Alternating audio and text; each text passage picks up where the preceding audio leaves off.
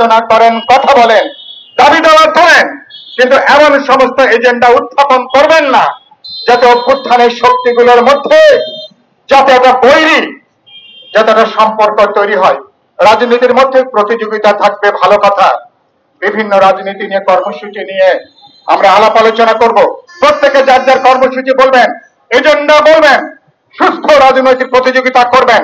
প্রতিযোগিতার নামে আপনারা যদি আবার পতিত ফ্যাসিবাদী শক্তির জন্য জমিন তৈরি করে দিতে চান, বাংলাদেশের জিও পলিটিক্যাল অবস্থানের জন্য, বাংলাদেশকে নিয়ে দেশের ভেতরে এবং বাইরে যারা বাংলাদেশকে নানাভাবে সাম্রাজ্যবাদীদের তাদের একটা চক্রান্ত ষড়যন্ত্র তৈরি করতে চান, বাংলাদেশের জিও পলিটিক্যাল গুরুত্বের জন্য বাংলাদেশের জমিন ব্যবহার করে যে আধিপত্যবাদী সাম্রাজ্যবাদী শক্তি যাদের সুদূর প্রসারী তৎপরতা আছে, সেই তৎপরতাকে আপনারা কি সহযোগিতা করতে চান?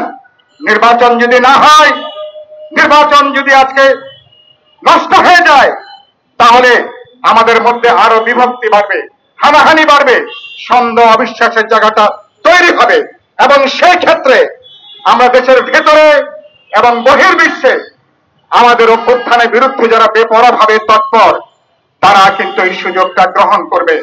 এবং সেজন্য আমি বলি, বিপ্লবের পেছনে যেমন প্রতি বিপ্লব হাঁটে, অভ্যুত্থানের পেছনেও প্রতি অভ্যুত্থান হাঁটে।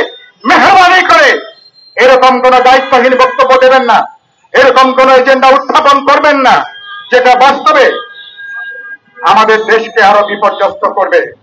তবে আমি সরকারকে বলতে চাই, নির্বাচন কমিশনকে বলতে চাই যে আপনারা রাজনীতিকদের সমস্ত কথাকে আমলে নেওয়ার দরকার নাই। রাজনীতিতে অনেকেই মাঠে যেটা বলেন তাদের মনের কথাটা এটা না। কোনটা রাজনীতির জন্য বলেন, কোনটা স্ট্যান্ডবাজির জন্য বলেন, কোনটা দর কষাকষির জন্য বলেন, কোনটা নির্বাচনী সমীকরণের জন্য বলেন, এগুলো নানা বিবেচনা কাজ করে। সুতরাং সরকার এবং নির্বাচন কমিশন আপনারা সিরাতুল মুস্তাকিমে হাঁটবেন, সোজা রাস্তায় হাঁটবেন। আপনাদের একটাই ম্যান্ডেট, বিচার সংস্কারের পরে দেশে জাতীয় নির্বাচন করবেন।